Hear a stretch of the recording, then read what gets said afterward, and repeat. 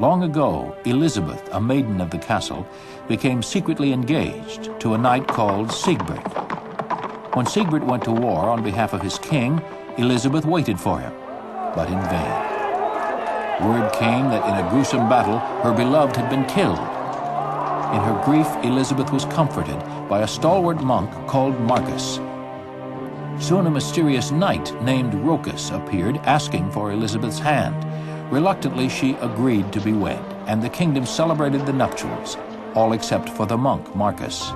He was suspicious of the mysterious Rochus and prayed for guidance. On the night before the wedding, Marcus had a strange and disturbing vision.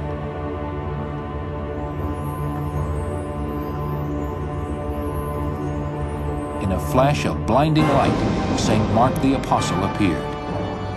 Giving Marcus a cross, he told the loyal monk that Rochus was the devil himself. He must be banished from the castle.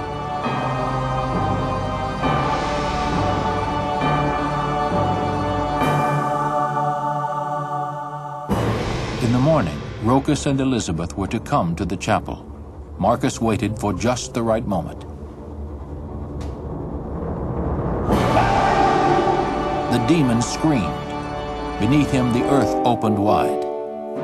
The Apostle Mark appeared once again to protect the mortals with a holy sword. Since that day, Schloss Braubach has borne the name of the saint, Marksburg.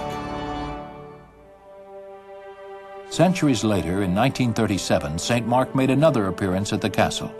An American tourist paused to take a snapshot near a chapel window. When the film was developed, this ghostly portrait emerged. Perhaps it was the vigilant St. Mark still defending the Marksburg. In the 14th century, the already formidable influence of the von Katzenelnbogen family grew unchecked. Their toll castles choked the Rhine from Mainz to the Dutch border. The Marksburg was just one of dozens. Chief of the von Katzenelnbogen clan was Philip the Elderly, an adventurous, if aged, bon vivant.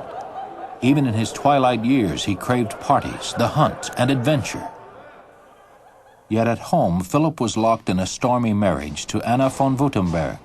Perhaps this accounts for his far-ranging travels to exotic cities in Africa and China.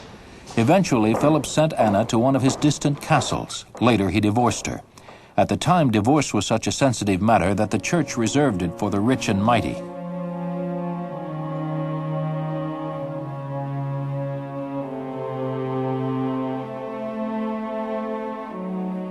One of Philip's sons was murdered by a robber. The other succumbed to a mysterious disease. Philip, at 72, faced his life's greatest challenge, producing a new heir. He married once more to another Anna, this one from the von Braunschweig family. She was just 20 years old. But the union was fruitless, and when he died in 1479, there was no male von Katzenelnbogen to carry on the family name. His beloved castle Marksburg fell into the hands of his son-in-law, Heinrich von Hessen. But with their own castle far away, the von Hessens had only a fleeting interest in the Marksburg. They visited long enough to pay their respects to the fallen lord, then stripped the castle of its valuables, including Philip's extensive library and treasures of silver and gold.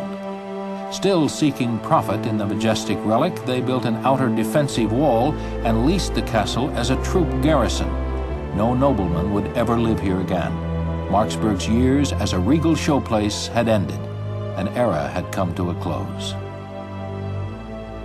The decline of all the great Rhine castles began in earnest shortly after, as the 16th century got underway.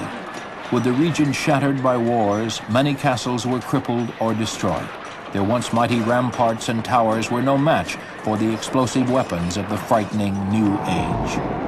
Yet perhaps due to its fearsome appearance and the knowledge that its new cannon batteries were trained constantly on the world below, the Marksburg was left in peace.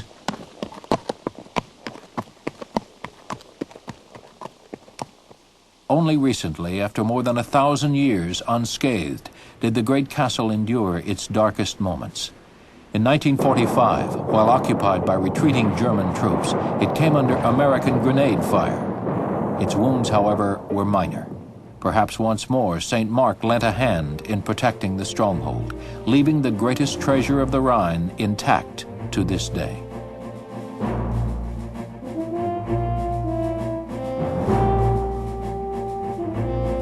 Today, the Rhine region hosts adventurers of a different sort.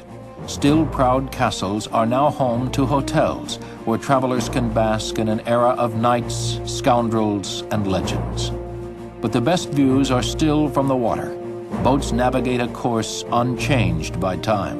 Only the panorama changes, as the gently snaking valley reveals one treasure after another, and history is turned back by the ceaseless current of the Rhine.